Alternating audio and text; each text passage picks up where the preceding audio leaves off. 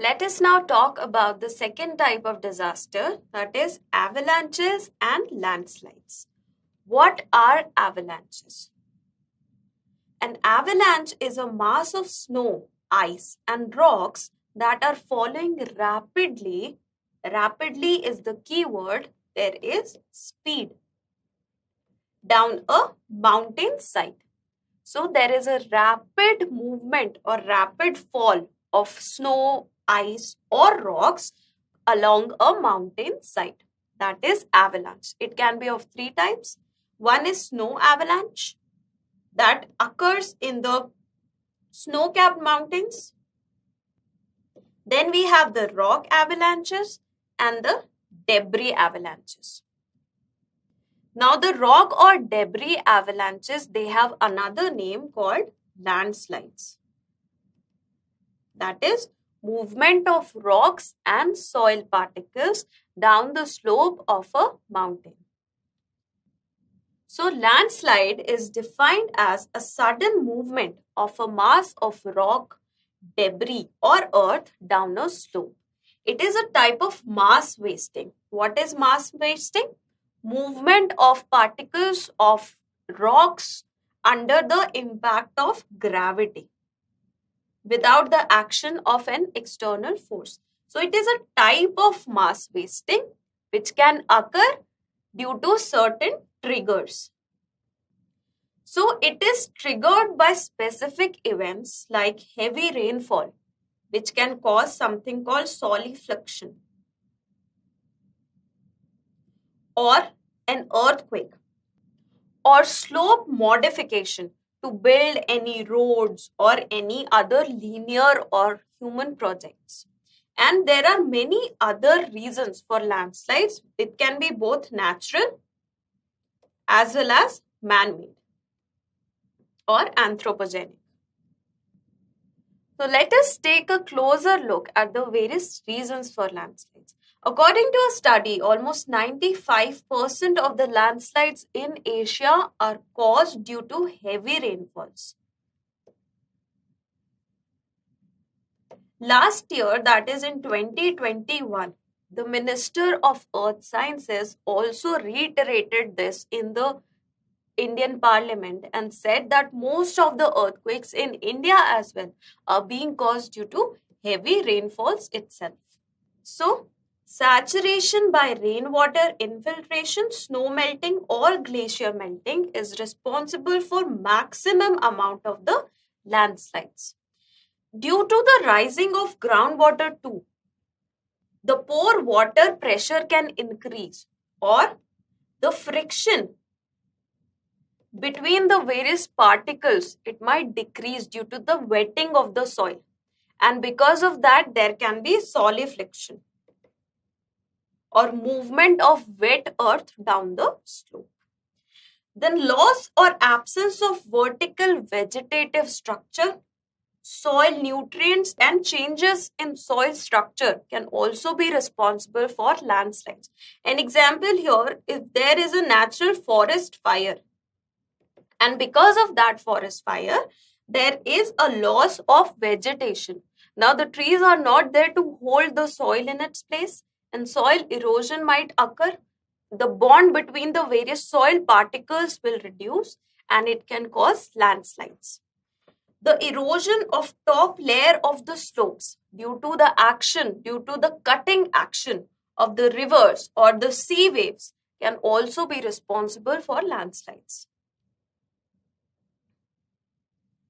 Physical and chemical weathering due to the natural forces can also cause landslides due to change in the slope configuration of any mountain.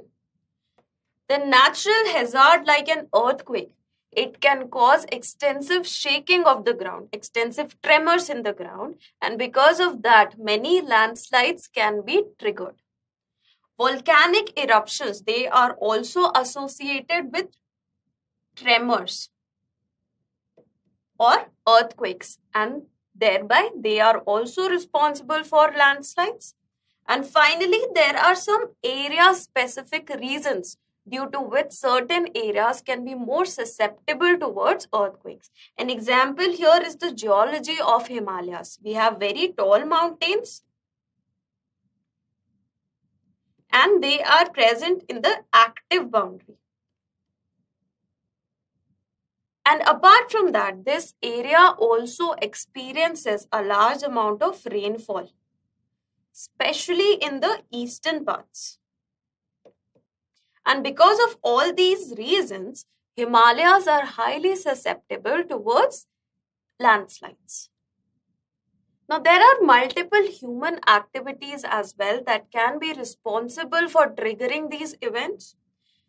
Deforestation or cultivation and construction over the mountain slopes can trigger landslides.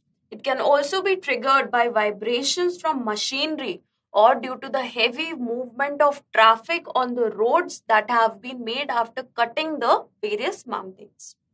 Blasting and mining can also trigger minor earthquakes, and they can cause the movement of the rocks or the soil down the mountain slope.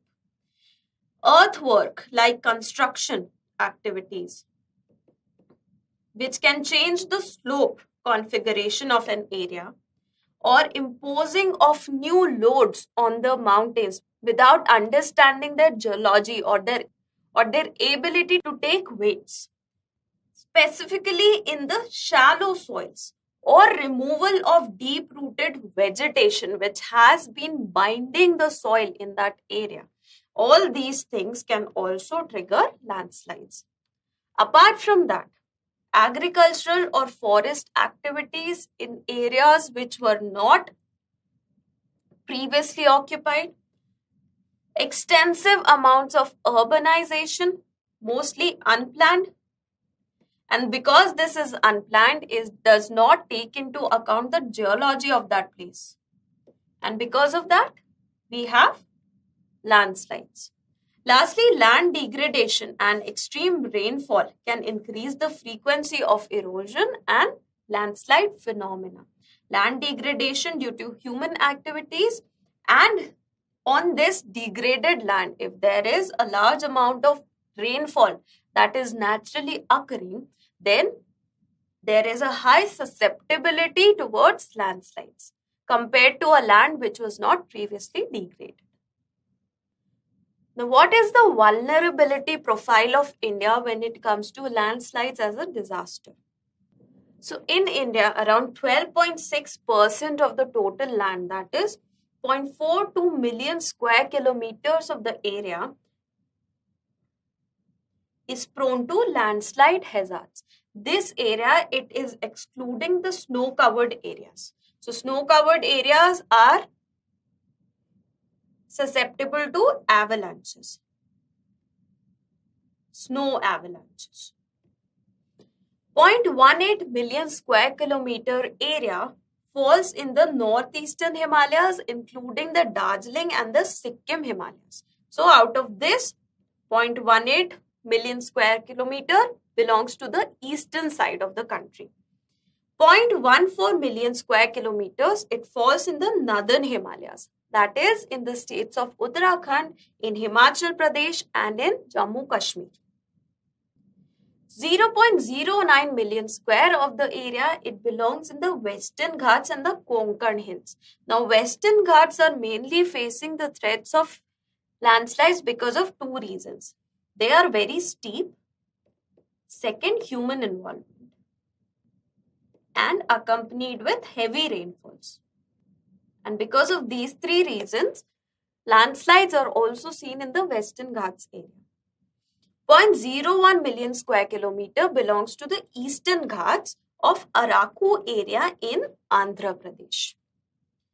Now, here in the map, you can see that the blue areas, that is the areas of Himalayas, both in the eastern side and the western side, are either belonging to very high or high hazard zone. You can notice here, however, that the Trans-Himalayan region, it has a low hazard when it comes to landslides, because this area either mainly faces the snow avalanches, or due to the lack of human development or human infrastructural development in this area, because this area is very sparsely populated, we do not experience the disasters. We are experiencing the hazards but not the disasters. Then the Western Ghats area plus the Araku area in the Eastern Ghats, they experience moderate to moderately high. So yellow is moderate, pink is moderately high dangers of or vulnerability or risk of landslides. The rest of the country, it does not have or has a very low hazard risk when it comes to landslides. The landslide risk is mainly limited to either the Himalayan region or the Western Ghat region. So what are the various impacts that can be experienced due to these landslides? First, we'll take a look at the short-term impacts. In the short term, there is a loss of life due to landslides. It was seen during the Kedarnath landslides, which were triggered by a cloudburst. Almost 5,000 people, they lost their lives. Same thing, that is a cloudburst. It also caused a landslide in Chamoli and caused the death of 200 people. There is also a loss of livelihood. The people, they are not able to get or gain their livelihoods because of the disaster. So, and there are many economic costs that are associated because of the destruction of the property and the critical infrastructure and even the markets where people used to go for getting their livelihoods. There is also a destruction of the natural environment. For example, you can see here in the image, due to a landslide, a large portion of the forest is lost. So there is a destruction of natural environment as well. So life, property, and the surroundings, all three are impacted in the short term. In the long term, the landslides can further cause various problems like changes in the landscape. The slope configuration of the place, it changes due to these landslides. The population, it needs to be relocated either because their houses and their property has been completely razed off, or it has been submerged under the soil that comes down due to the landslides, or this area, it becomes more susceptible to future landslide activities due to this one particular event. So there is a relocation of population. Then water crisis can also occur in these areas because the landslides can submerge underneath the critical infrastructure, and it can also cause a change in the course of rivers, which again can be a reason for water crisis. Another important long-term effect in that area is soil erosion and land degradation, which affects the humans economically, socially, and in the longer run, it is also responsible for the overall environmental degradation in that region. Now, how can we undertake risk management when it comes to landslides? First is early warning systems. We need to have systems installed which can study the geology of that particular place, which can monitor the movement of the soil and the rocks and the slope configuration of that area, and eventually they can warn us as and when any disaster, any landslide related disaster might occur in that place. However, there is a catch over here. According to various experts, the landslide early warning system does not work like the cyclone early warning system. It needs an active monitoring throughout, and it is very labor intensive.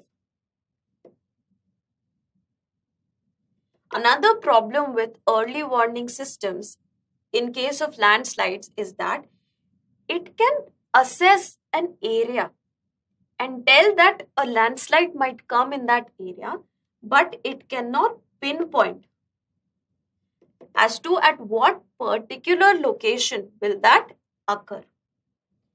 However, the Geological Survey of India, it has been undertaking various programs or various researches in collaboration with British Geological Survey to come up with various strategies and various instruments to identify or to enable early warning systems in Darjeeling and Nilgiri. So if these systems are successful to give exact location of the landslides, then it will also be installed in various other regions of the country. The next step that we can take up is preparedness. If we are living in the landslide prone areas, we need to be prepared for any oncoming landslide disaster. We should have the people living in that area should have proper awareness regarding the threats of landslides. They should know the drill as to if the landslide is coming, where do they need to hide, or if it has already struck, where do they need to go to find a safe shelter. Then landslide zonation mapping is also essential. GSI, that is Geological Survey of India, has already undertaken this process. Land use regulation is also necessary to ensure that the areas which are susceptible to landslides, they are not very highly developed. What happened in 2013? The areas in the catchment areas of the river, they were highly developed. Lot of hotels and other stays were developed on the banks of the river. And what happened? Because there was a cloud burst, because the rivers, they had a lot of water which was violently moving downstream, it was eroding its sides. And because of this erosion, a lot of people, they actually got submerged into the water. These people, they were living in the infrastructure that was developed on the catchment areas of these rivers. So, unless land use regulation is strictly enforced, landslide risk will always exist. Afforestation is another way to reduce the risk towards landslides. Trees, they have the capacity to hold the soil of a particular place, and if they can hold the soil, then it will not readily move down the slopes. So afforestation is another activity that can help in disaster risk management. Lastly, various structural and non-structural measures need to be taken. Structural, that is the tangible measures like afforestation, and non-structural measures like policy measures, like land use regulation or zonation mapping. So here you can see again the various ways in which management of landslides can be undertaken. First of all, we need to assess the risk, the vulnerability of any place towards the landslides, and only after that can we develop a plan to mitigate those risks.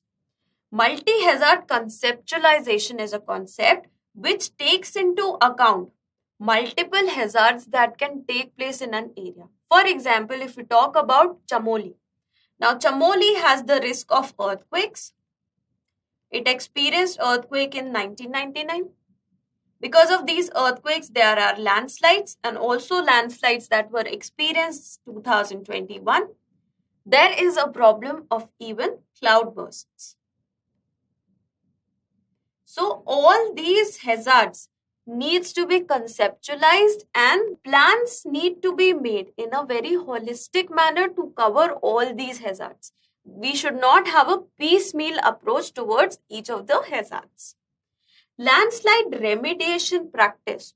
How to provide remedies against landslides, like provision of meshes. Now here is a slope that is susceptible towards landslide. A mesh is placed on this slope to ensure that in the future, even if a landslide comes, this mesh can hold on to that soil or that amount of earth unless people are evacuated from that particular area. Then research and development, especially in monitoring and early warning systems, it needs to be done. We are already undertaking this process under the aegis of Geological Survey of India. Knowledge network and management, it needs to be created. What is a knowledge network? We have a repository of all the knowledge when it comes to landslide management and landslide risks on a particular, consolidated in a particular place. So anyone who is studying about the landslides can know about the history of the research and give recommendations based on these research along with their own inputs. So, knowledge network and management needs to be undertaken. There is a need for capacity building and training of the people who are involved in rescue and relief operations like the NDRF forces and the various NGOs and other CSOs who provide volunteers. Public awareness and education is also required so that they are aware of the first response that needs to be given in case any disaster strikes them. Emergency preparedness and response plans should also be formulated in tandem with the local governments so as to ensure there is a proper cooperation, coordination and communication between the various levels of government and the various stakeholders that are involved in emergency response and preparedness. Lastly, there needs to be a regulation and enforcement of the land use planning and land zonation to ensure that the risk related to the landslides can be reduced. Now let's talk in detail about the early warning systems. We have already discussed that it is a little difficult to pinpoint the exact location where landslides can occur.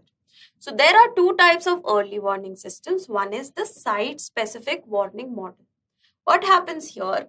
One specific slope is chosen which is already susceptible to landslides, which in the past has experienced landslides or which has a geology such that landslides might occur in the future.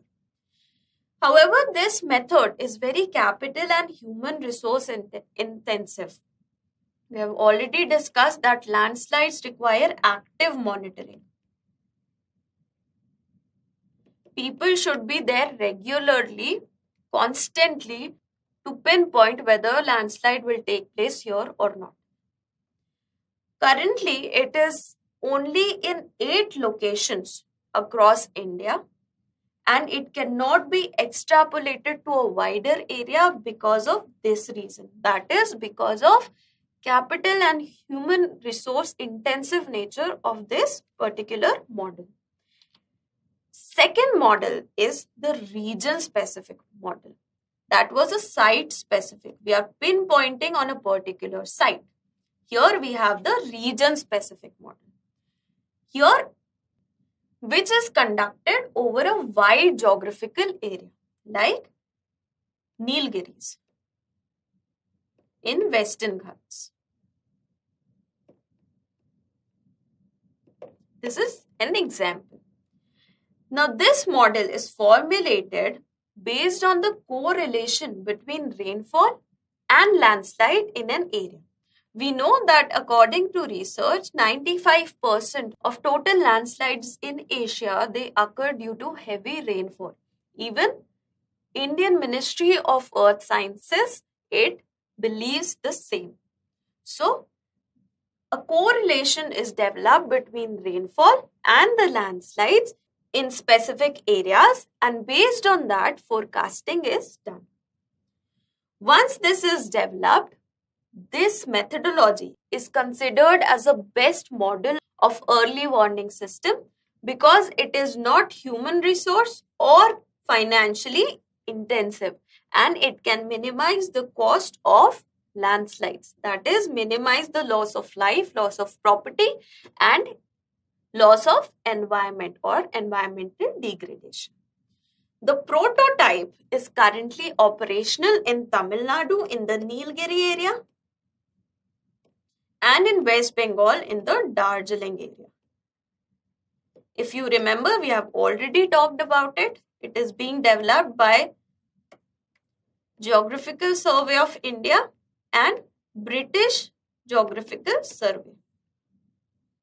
And if this is properly developed, if this prototype is successful, it will be implemented in the other regions of the country as well. Next, we come to the National Landslide Susceptibility Mapping Program. This has been undertaken by the Geological Survey of India with multiple objectives. First is to create a dynamic geodatabase with regards to landslide susceptibility in India. It aims to provide maps of India with data on susceptibility towards landslide at a scale of 1:50,000. That is, 1 kilometer or 1 meter equals to 50,000 kilometer or meter. So this is the scale at which it wants to create maps of India. It also wants to prepare a nationwide repository on landslide inventory, where the landslides have occurred, which areas are highly susceptible towards landslide, so that proper land use planning can be done in this regard. You can see here that out of the 3 priority areas, priority 1 and priority 2 areas have already been mapped, and the priority 3 area is actually under progress. It is being mapped right now. Apart from that, we have something called the National Landslide Risk Management Strategy. It was developed and published in the year 2019 by NDMA. And it identified the various gaps that exist in the landslide management strategy of India and gave recommendations to improve those strategies. So what are the various strategies which it analyzed? First, generation of user-friendly landslide hazard maps. GSI is already undertaking this process. Development of landslide monitoring and early warning system. Again, GSI is already undertaking this also. How to improve the awareness programs that can be undertaken by the NDMA and the state disaster management authorities in tandem with each other. Apart from the awareness development of the citizens, how the capacity can be built amongst the various stakeholders through training programs. Then the mountain zone regulations and policies, how can they be made better so that the landslide hazard does not convert into a landslide disaster. Then stabilization and mitigation of landslides and creation of SPV for landslide management. It also recommended to establish an SPV, a special purpose vehicle, whose sole purpose would be management of the landslides in the country. We already know that within the 10 months of the year 2022, we have already faced 182 events of landslides. So it becomes very important for us to focus on this disaster. And that is why we need a SPV for landslide management. The other measures that can be taken are NDMA guidelines, which say landslide hazard, vulnerability and risk assessment needs to be done. We have done this. GSI is undertaking this process. Landslide remediation practices need to be taken up. Early warning and monitoring processes, which again has been taken up by GSI.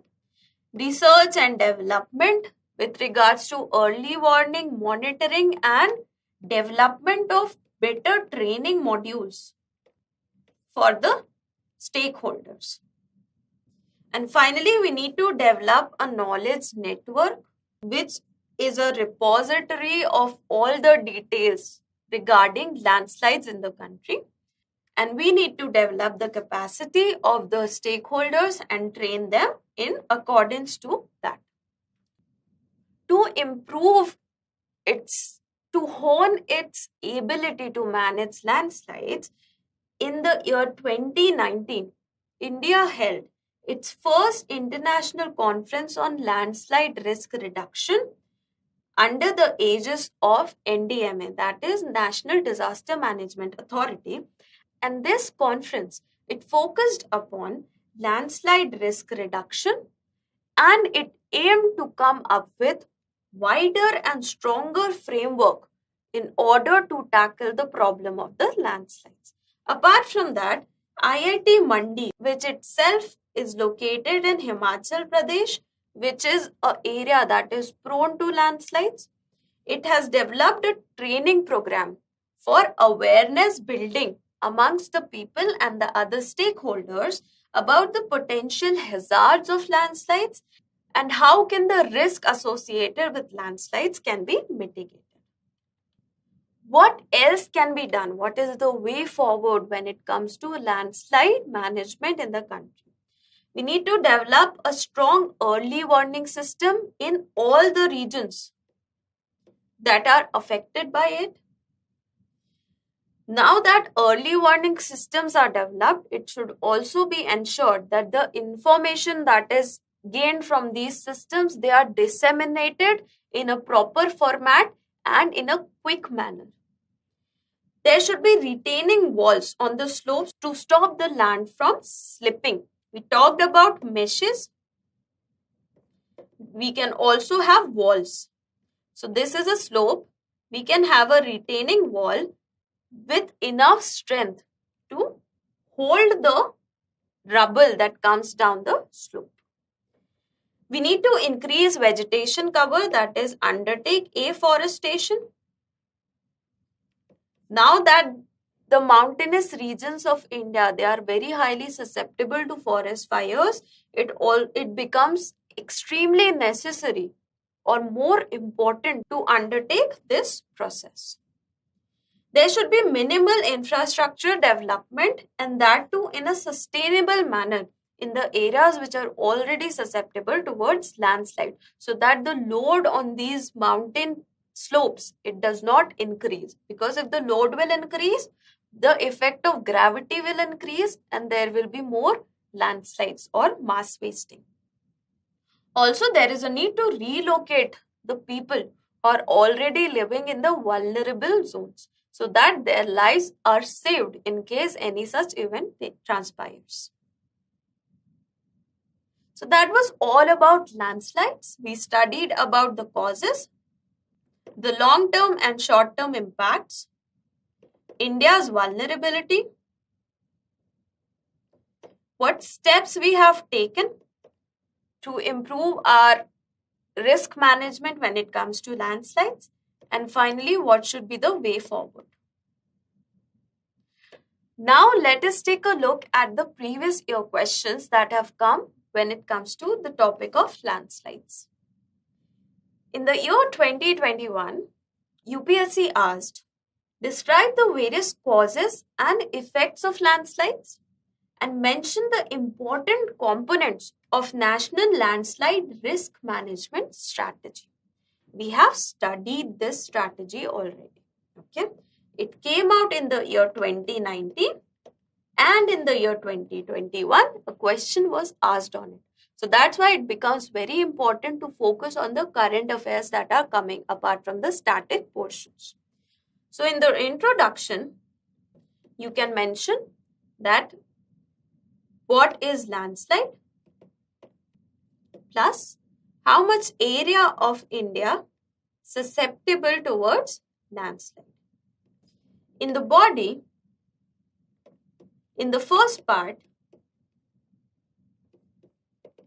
you need to mention that the NDMA and the Geological Survey of India, they have been undertaking various steps to ensure that the landslides do not have a huge impact on life and property and environment of the people in the country. In the second part, you can start talking about the National Landslide Risk Management Strategy. It was published in 2019 by NDMA, and the 7 steps that it talks about that we have already discussed. In the conclusion, you can mention that because India is so vulnerable to landslides, it becomes very important to take into account various strategies to reduce the risks that the people are facing, and the National Landslide Risk Management Strategy is a very positive step in this regard. So that will be your whole answer with introduction, body and conclusion. So that was all about landslides. In the next session, we'll be talking about the various other disasters and the strategies that can be adopted to mitigate their impacts. Thank you so much.